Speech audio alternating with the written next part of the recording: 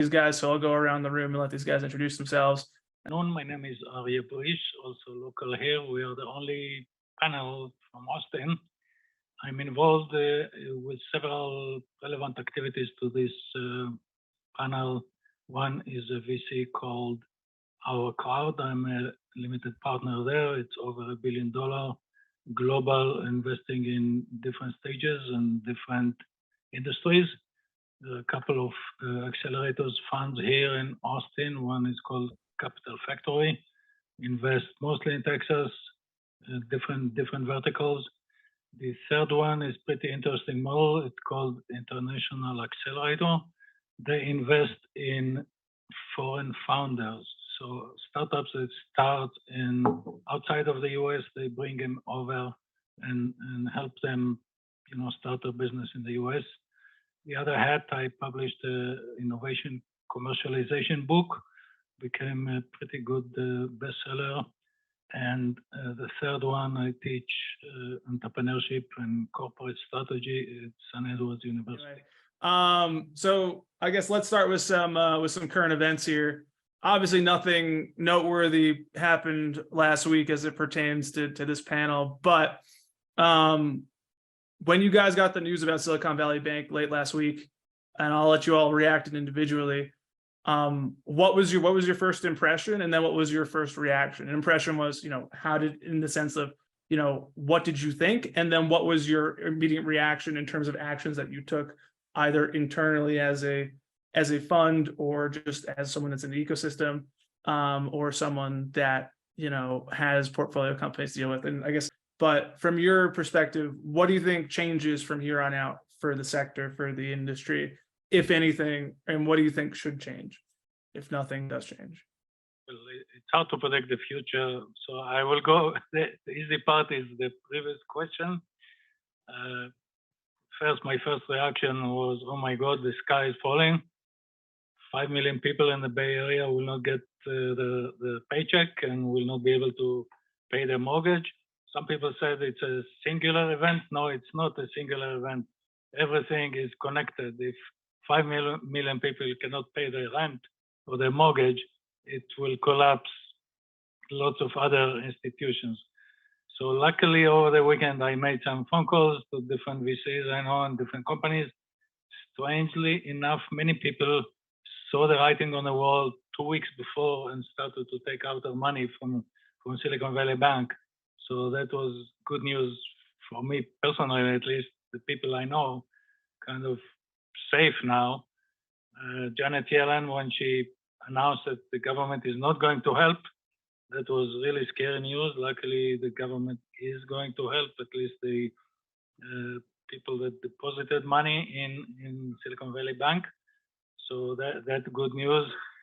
The other good news, bad news actually, coming from the UK. The UK government sponsored a sale of the Silicon Valley Bank to HSBC for £1. That's $1.2.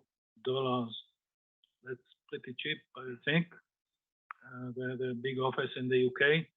The only caveat here, or bad news here, HSBC, although the formal headquarters is in London, they have deep roots in China. They were founded in China, and they will just transfer the headquarters recently to the UK. So kind of scary thought that all the advanced technology will be available for the Chinese government now to put their hands on.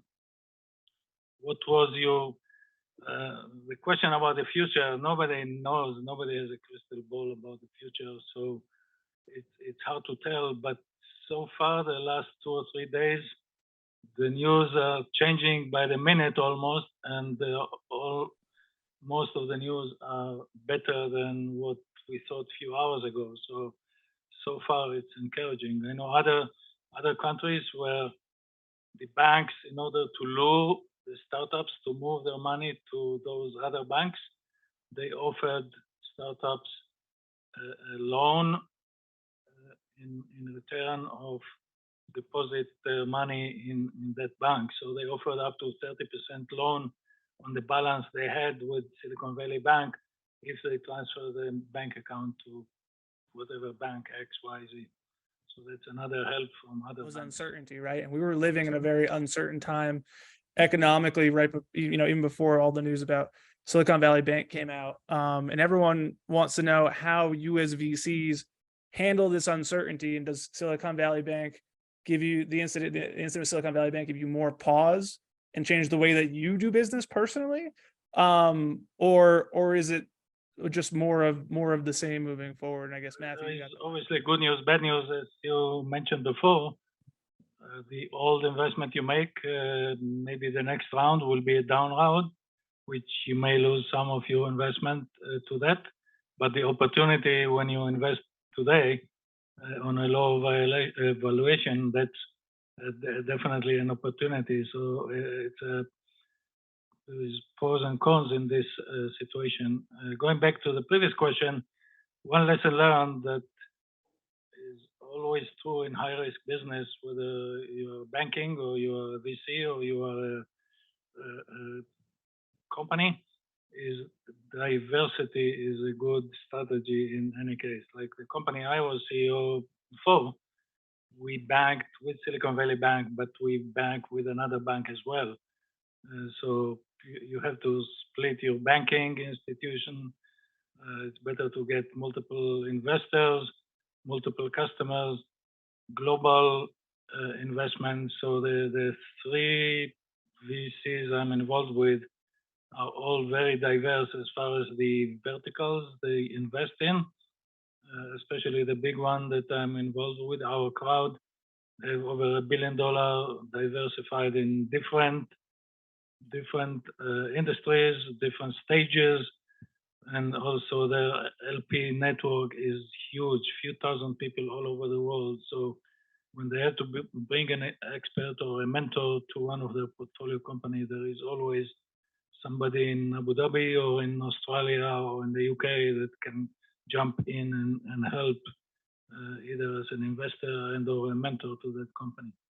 So I'd be remiss if I didn't acknowledge that I'm the only one not in Texas, and you guys are all Texas locals. So, and of course, South by Southwest is going on right now. So Arie, you got the mic, and like we said, you are from East Texas. What is it about the environment in Texas that makes it so fertile for VCs and startups and innovation generally? By the way, Texas is becoming more and more popular, especially as Austin. Last time we had the South by South in 2019, there was an airplane flying, "Don't move to Austin," with a big sign. So there is a big flux of people, big flux of businesses. Tesla is building now a giant factory here. So that's the good news, bad news from traffic point of view.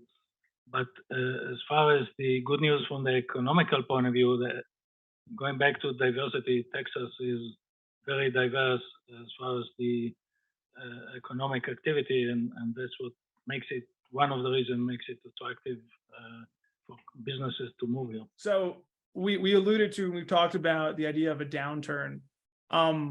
What changes from your perspective in a downturn? And I want to talk specifically about deals and the quality of deals, and also diligence, right? Because for those that know me, I like sports for a number of reasons, not the least of which is the cliches. And one of my favorite cliches is, you got to measure twice and cut once. And so if I think about a downturn, and Texas is also big on their cliches too, so that could also be a Texasism. But I won't try and quote George Bush on that either. But anyway, so it's all a long way of asking the question, what changes in terms of process, if at all, and is there more scrutiny in the diligence process when you guys are vetting deals in a tighter market in the middle of a downturn?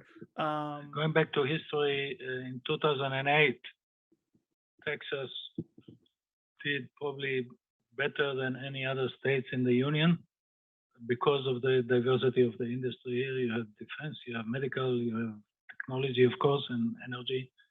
So I predict that this will be the case in any downturn because of the same reasons. Nothing changes here. As far as investing in startups, I've been in both sides of the aisle, so to speak. In good times, many VCs are too easy to invest. They don't do their homework, and then things will fail.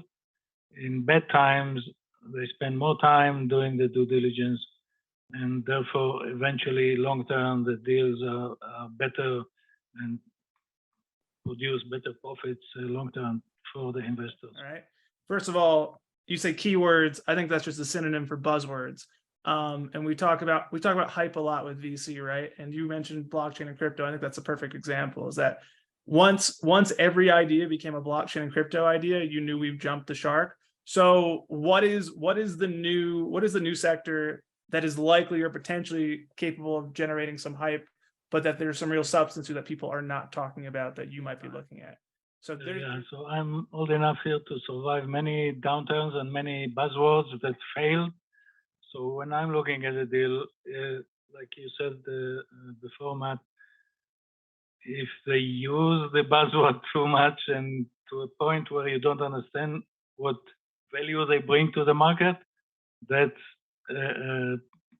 basically I throw it straight to the garbage can, because I know they're trying to build on the buzzword with no substance behind it. It's like being a .com company in the 1990s. Everybody that had a .com in the mission statement got some big checks without even checking what they're doing. Same thing is today with AI and crypto. Oops, we lost something here. Yeah, that's the equivalent the Oscars were last night. That's the equivalent of the flashing light. They're trying to play us off, but we won't let them. Okay, so now security jump at me. Okay, so just too much buzzword is a negative in my mind.